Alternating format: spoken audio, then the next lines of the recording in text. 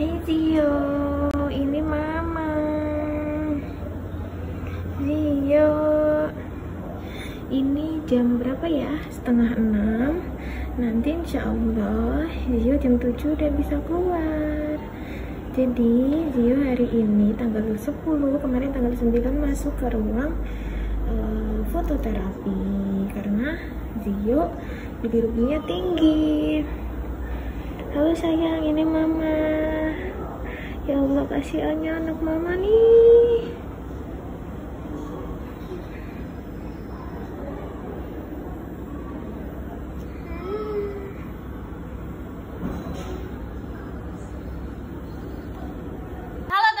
Assalamualaikum, balik lagi di channel YouTube aku. Hari ini aku nggak pergi kemana-mana karena emang suami aku juga kerja weekend, masuknya shift. Dan hari ini aku mau sharing ke kalian tentang pengalaman aku menangani bayi kuning. Gio dulu tuh dia kuning sampai usia hampir 4 bulan.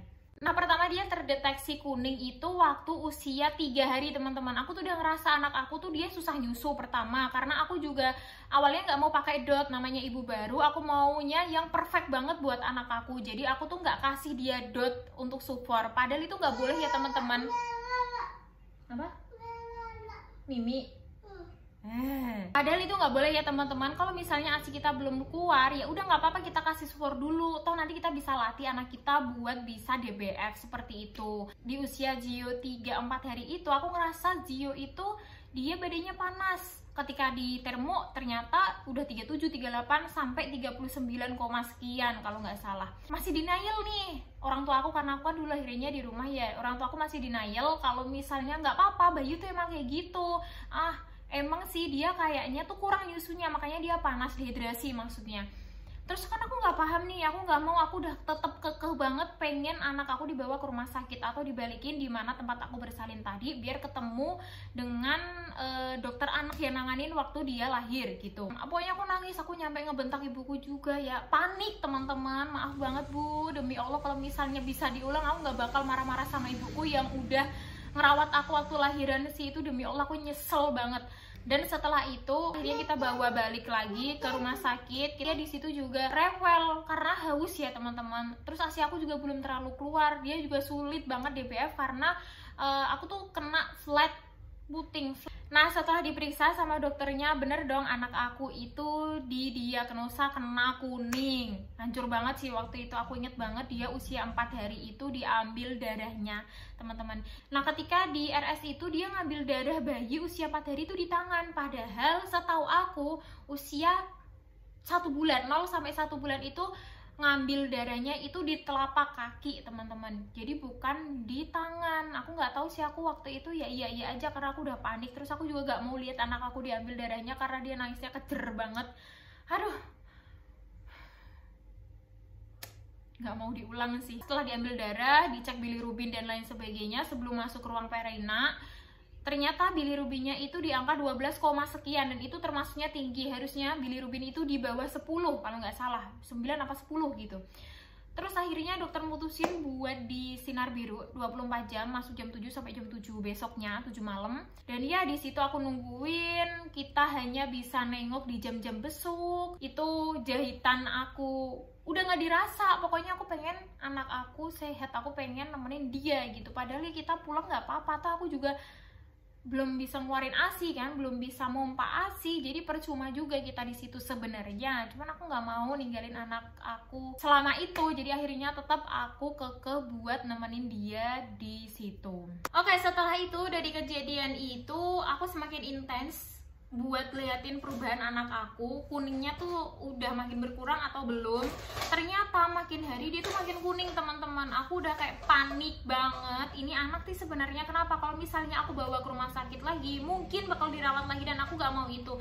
Akhirnya orang pada bilang dijemur aja jam sekian sampai jam sekian, terus dikasih susu yang banyak. Oke, aku udah lakuin sampai anak aku tuh gosong, bener-bener gosong banget saking hitamnya nih ya. Tetep kuningnya nggak hilang.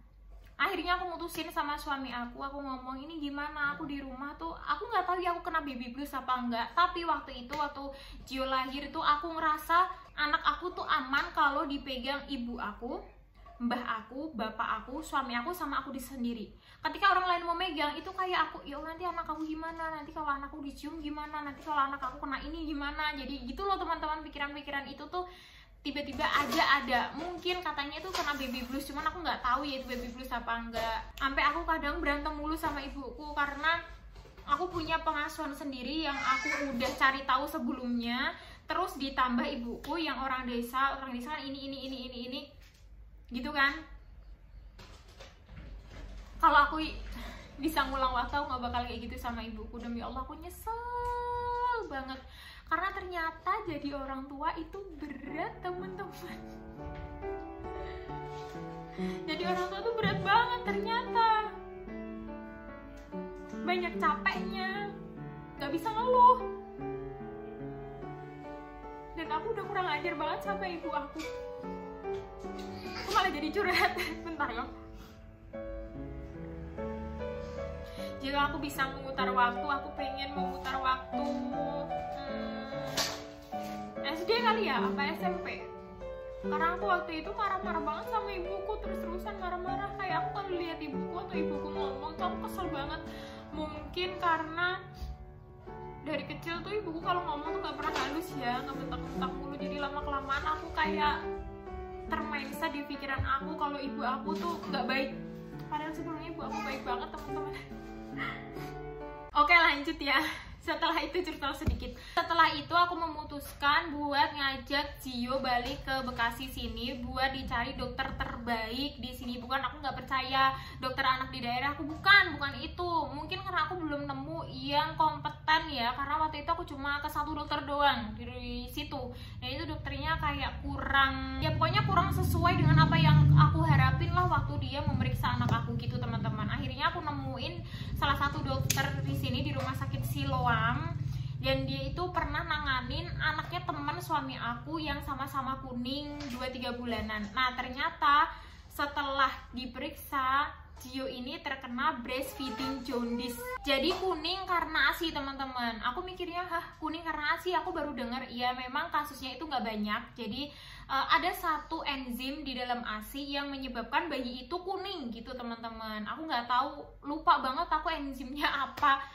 Enzim apa-apa, pokoknya ada salah satu kandungan dalam ASI yang itu bisa membuat bayinya kuning gitu. Jadi saran dari dokternya teman-teman, Gio itu harus stop ASI ya. Beliau menyarankan buat stop ASI dulu selama 3 hari full, diganti dengan Sufor. Tapi aku belum sanggup, aku kayak ngerasa ya masih denial, masih dengan keegoisan aku sendiri. Aku nggak mau anak aku lepas ASI. Kenapa Allah menciptakan ASI kalau memang ASI itu bahaya buat anak, ya nggak? Bener kan? Waktu itu aku mikirnya gitu. Terus akhirnya suami aku udah beliin beberapa Sufor karena aku nggak tahu anak aku cocoknya yang mana. Waktu itu ada kali nyoba 3-4 kali Sufor dan semuanya itu ditolak teman-teman. Ditolaknya gimana? Jadi waktu itu aku lupa banget Sufor apa yang terakhir dicobain. Tapi Sufor itu yang membuat anak aku masuk IGD. Udah kuning, masuk IGD pula karena muntah-muntah. Jadi aku cobain dengan memantapkan hati. Aku udah bilang, aku sambil nangis, Gio, adek, aku bilang gitu, adek, mama gak bisa ngasih kamu ASI 3 hari. Kamu minumnya Sufor dulu ya, biar bilirubinmu tinggi. Karena waktu itu dicek bilirubin masih 12, lagi teman-teman. Jadi masih tetap, padahal usianya waktu itu udah 1,5 bulan. Kita mau gak mau lepas ASI buat ganti Sufor. Akhirnya di situ aku udah nangis, udah ngomong sama anak aku kalau misalnya kamu harus Sufor dulu, mama nggak bisa ngasih kamu ASI selama 3 hari. Itu aku udah sambil nangis. Kalau misalnya emang ini rencana yang terbaik Allah buat kamu, kamu pasti sembuh. Tapi kalau misalnya enggak, semoga Allah kasih rencana yang jauh lebih baik gitu.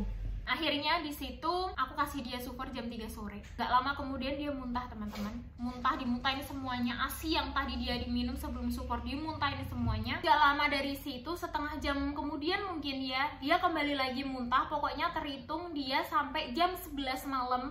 Rentang jam 3 sore sampai jam 11 malam itu ada 10-11 kali muntah. Dia udah lemes banget walaupun dia masih lincah ya.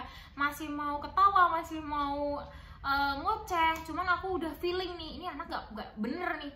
Akhirnya jam 11 malam kita pesen Grab, karena waktu itu kita belum punya mobil ya teman-teman. Ke 11 malam gak mungkin aku bawa anak aku pakai motor karena angin malam walaupun rumah sakitnya deket. Akhirnya jam segitu kita bawa ke IGD karena nggak ada dokter yang buka jam segitu. Jam 11 malam masuk IGD Siloam. Akhirnya ditanganin, diteleponlah dokter yang nanganin Zio kuning itu, nyuruh berhenti, stop sufor, langsung lanjut ASI aja gitu teman-teman. Sambil Zionya dikasih obat pereda mual atau pereda muntah, jadi biar dia gak muntah gitu intinya. Aku udah panik banget, nangis iya, khawatir iya, aku takut anak aku kenapa-kenapa karena dehidrasi pada bayi itu luar biasa bahayanya teman-teman. Kalau bener-bener telat bisa nggak selamat anaknya kan. Akhirnya di situ aku sama suami aku mutusin, oke, stop sufor, udah. Kita balik lagi ke pemikiran awal, Allah itu tidak mungkin menciptakan ASI kalau ASI itu bahaya buat anak gitu.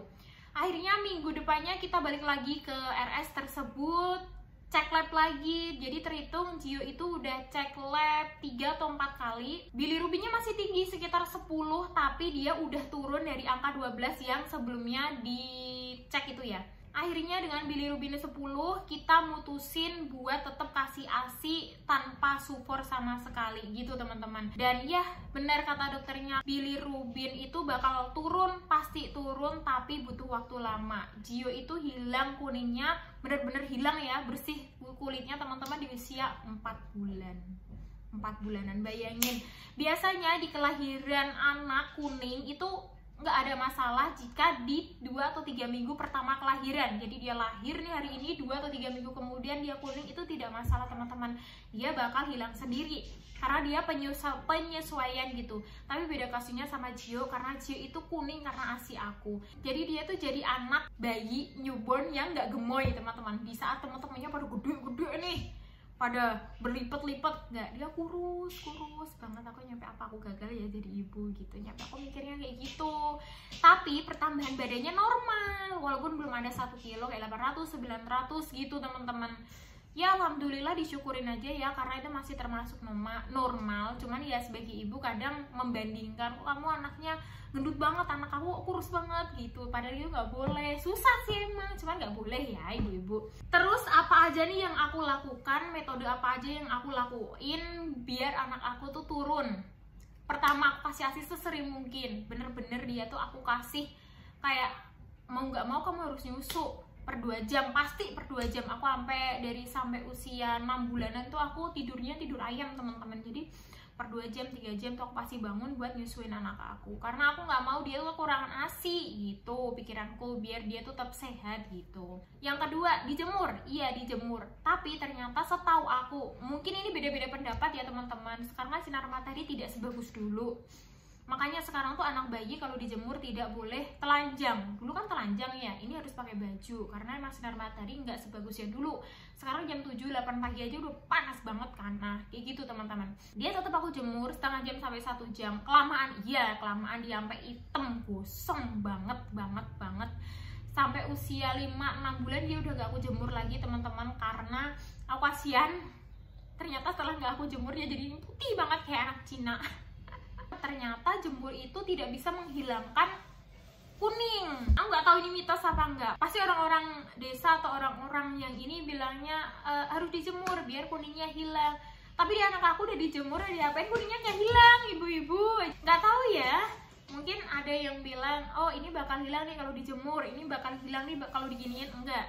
Ternyata anak aku itu beda, jadi dia itu treatmentnya harus dikasih minum sebanyak dan sesering mungkin gitu. Nah udah gitu aja sih ibu-ibu pengalaman aku untuk menangani bayi kuning karena ASI. Jadi kalau misalnya ada yang punya pengalaman sama dan takut kuning karena ASI itu bakal bahaya, ya bisa jadi sih, makanya harus dalam pengawasan dokter seperti itu. Tapi kita juga punya keyakinan sendiri bu ibu. Kalau kata aku sih apa yang kita yakinin itu ya dilakuin, karena kalau misalnya ragu-ragu nanti juga hasilnya nggak bagus kan, seperti itu. Jadi kalau misalnya dibilang aku nggak nurutin dokter, bukan juga. Aku udah mencoba buat nurutin dokter kan, ngasih ASI tadi, ternyata anak aku nggak cocok. Beberapa sufor, dari mulai sufor biasa, soya, dan juga anak aku diare juga gara-gara minum sufor, muntah. Aduh udahlah, pokoknya waktu itu tuh bener-bener masa-masa terpuruk aku. Tapi alhamdulillah banget sekarang anak aku udah sehat. Dulu yang anak aku waktu bayi itu BB-nya menurut aku masih di bawah, batas bawah, kayak anakku tuh kenapa sih gitu kan. Tapi alhamdulillah setelah makan dia mau makan walaupun agak susah, jadi berat badannya sekarang udah ideal gitu. Ibu-ibu anaknya juga alhamdulillah masya Allah tabarakallah sehat, lincah dan lain sebagainya. Pokoknya harus semangat karena kalian itu nggak sendiri ibu-ibu. Kalau misalnya ada komen, ada yang mau ditanyain, silahkan klik di bawah ya. Mungkin ada penyampaian aku yang kurang, aku nggak tahu sih ini kurang apa nggak semuanya yang udah aku jelasin. Cuman kalau misalnya ada yang mau ditanyain, kalian bisa komen ya. Jangan lupa di subscribe juga biar channel aku tuh semakin berkembang. Oke, sekian dulu video aku kali ini. Sampai jumpa di vlog selanjutnya. Bye bye.